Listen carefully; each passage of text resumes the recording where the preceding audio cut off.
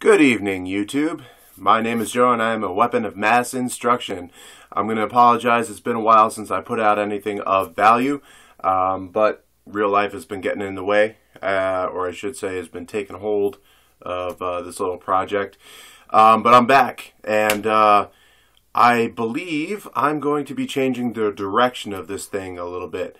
Don't you all worry, for everybody who's been watching and viewing so far, I'm still going to be talking about weapons a lot, but my main focus has shifted from straight up home defense and self-defense to doomsday preparation. And I'm not really referring to that show that's on TV nowadays. I don't even watch cable, but freaking what I'm talking about here is what everybody else has been, spewing about.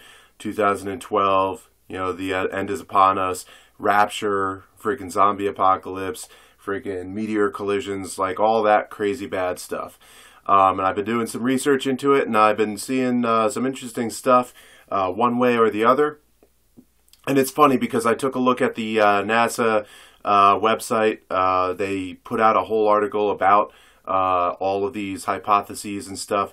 And now, first off, I'm going to agree with them on some of them, like that whole planet Nibiru thing. That's just, I think, is straight up bullshit. Some psycho lady came up with it, like smoking too much freaking, like, wacky tobacco or whatever. I don't know. But you know what? They also denied all the other things, which, some of them, rather implausible. But you know what? At the same time, they don't really know. Just because they haven't recorded crazy shit happening because of an alignment with the galactic core doesn't mean it's not going to happen this time around for one reason or another. But also, think about this. They're connected with the government. I'm not saying the government is bad peoples, but part of their job is to keep us from destroying ourselves by, whatever means necessary. So if that means putting out a little bit of disinformation to keep us from freaking out and saying, oh my God, it's the end of the world, then that's probably what they're going to do. So it wouldn't surprise me at all if some of this shit was true and NASA was just lying about it. At the same time, I personally believe that if it's the end of the life as we know it, if it's the end of the world as we know it, I'm not saying end of the world period, because that's highly unlikely. It would be more due to ignorant people out there, by the masses, by the millions, taken to the streets and just wreaking havoc upon society. Especially in the city where there's a lot of gangs, there's a lot of poor areas, and just bad stuff all around. Worldwide, I think this could happen. People start rioting and looting and basically saying, the end is nigh! And that's what causes the breakdown of society. That, I think, is the most likely scenario. If anything at all happens, it'll be a self-fulfilling prophecy, But you know what? I want to be prepared just in case. So with that being said, I did add a new gun to my armory. This is a Mossberg 500 pump-action shotgun. Fires 12-gauge shells. It has a smooth bore barrel, which means that it is capable of firing both shot and slug ammunition. Now this is one bad beastie. It's got a barrel length of 19 inches, and that means that with a full feed tube, it can hold 7 rounds in that magazine, plus 1 in the chamber. And I keep this fucker fully loaded at all times. It sits pretty much wherever I am in the house, just in case. I have a little side saddle thingy here, holds 3 extra shells, and these are my oh shit rounds. These are slug. You can't really see that, but I load all buckshot, double-aught, and then slug if the shit really hits the fan, or if somehow, some way I'm on the move and I only have the shotgun, but there's a bad guy at, like 100 yards. I could take him out with a slug. And yes, believe it or not, even slug shells from a shotgun will reach out and touch someone that far. So that's what I got. It ran me about 500, slightly used. The guy put 50 rounds through it on the range. That was his own personal self-defense shotgun. But, for just under $500, I got the shotgun with the nifty custom grip and collapsible stock with the side saddle. I actually have 2 of them, but I took off one of them because I'm a lefty. I don't want to bash myself in the face every time I fire it. Plus the tri-rail on the grip, on the slide. You guys probably already saw the nifty contoured forward hand grip. I actually bought that on the internet myself. He had a standard broomstick handle attached to it originally. This little fucker here. And it's fine. It would have done the job a-okay, but I'm looking at a quad rail coming in for my Galil. I'm going to pop that little sucker on the Galil, and that's going to make that a little bit easier to control and fire. So that's my new toys for the most part. Here's something else that I got, not totally related to the weapons, but I got a 5-day pack and a 3-day pack, both from Drago, or Drago, like Ivan Drago, I must break you. That fucking Russian dude from Rocky. And the nifty thing about these is they're basically, you know, exactly what you would find in use by the military.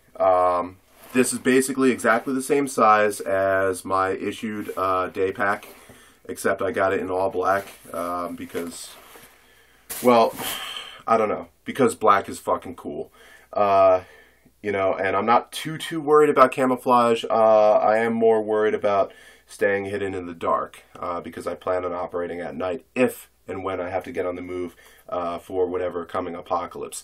So I bought 2 packs, and the reason being is the 5-day pack, I'm going to pack this shit up with all sorts of survival gear. This is going to be my bug-out bag. Now, I'm sure a lot of you who are watching this already knows what a bug-out bag, or BOB, is. Basically, it's a concept where if you have to bug out, evac, fucking leave your house or wherever you are immediately with no warning, that right there has about 3 days, 4 days worth of gear and supplies that will allow you to survive. You know, so in a future episode, I'm going to get in depth into what I plan on putting into it, especially when I start actually getting some shit for it and throwing it in there. I'll show you what's on it. I'm sure there's other videos out on YouTube freaking detailing this shit. But a couple things, you know, MREs, nice compact, high calorie meals. Not the most nutritious, but it's great in a pinch. Water. Actually, the 5-day pack has a hydration compartment, so one of these days I'm going to buy myself a fucking Camelback or a Camel pack. I'm going to throw that right in there, and that'll be cool. It also doubles as a radio bag, so if I ever had to, you know, loot some dead freaking National Guard guys' stuff, I could pick up a Prick 119, operate it, and if the crypto's still good, I might be able to talk to some of the good guys out there.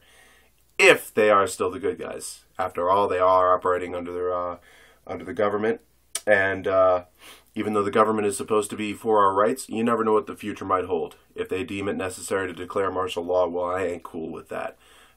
Even if it's for the good of the many, I am personally not the many, and I'm looking at my own survival right here, along with my daughter, and you know, connected with that with my ex, you know, and you know, some other people, but you know, mainly it's just it's going to be about survival. It's not going to be about trying to make it big or anything like that. You know, I think there will be a complete breakdown of economy if the end of the world takes place. It'll be back down to basics, barter system, and straight up freaking survival of the fittest. So I plan to be as fit as possible. I really got to get back into exercising, but for the moment, I took my freaking tax return money and I used a good portion of it for actually like useful stuff. And that's pretty much what I got today. You know, I already told you where this is going to be headed. Please don't bug out now on me just because. Like I said, I am still going to be showcasing weapons and talking about different applications for them. But the cool thing about this now is I can actually start talking about the training I got in terms of survival, in terms of engagement with enemy forces, in terms of guerrilla warfare, explosives. Well, maybe not so much because explosives are kind of illegal in the United States, but you know, in a pinch, yeah, maybe I shouldn't talk about that. Never mind. But yeah, some of the cool stuff I actually learned that would be handy in a survival situation. So that's pretty much what I have. Agua. Fucking fruit of the gods. That's another thing too. I should probably quit smoking, but one thing at a time, first things first. And right now, first things first is survival for today, making today a good day, making it worthwhile, making it worth living, making it better for tomorrow if I wake up tomorrow. Go ahead and comment on this video. Hopefully I get a few more views this time, a little bit more exposure. And again, I'm not out for freaking money or whatever. That would be a plus because it'll be more stuff to go into my survival gear and all that shit. But it's mainly about informing you guys out there and ladies, because I've been talking to a couple ladies lately. Yeah, surprising, huh? Me talking to a chick? Ooh. And a couple of them are actually pretty well in gear for the end of the world as we know it. But you know what? I think women have a tendency to get more emotional sometimes overall, but men tend to get more testosterone headed, and we think with our nuts instead of our freaking actual brains. But yeah, women can be downright cold-blooded, and sometimes they know exactly what's good for everybody. So, you know, everybody, listen to what I got to say. Tell me what you think about it. If you don't agree, go ahead and let me know. Even you freaking crazy right-wing fundamentalist Christians or Muslims or whoever who think that, you know, there's no possible way for us to know when it's the end of the world because only God knows. Yeah, I know. I read Book of Revelation. I actually did that the other day. But you know what? A lot of the Bible wasn't meant to be taken literally. You think Moses actually talked to a burning bush? Probably not. That's probably an analogy for some sort of experience he had. I'm not doubting that he actually talked to God, you know, or his higher power, as you might say. But what I am saying is a lot of the shit that they say in the Bible or in the Quran or in many of the holy texts out there is not to be taken literally. It's, you know, a way of them conveying a message, you know, and making you think about it. You know, there's a lot of different interpretations of Book of Revelation. But what one thing I think they got right is, yeah, it's really impossible for us to know exactly when the end of the world is going to be, if it's the end of the world. In the end, I think it's more of just, you know, hey, it may be near, it may not be.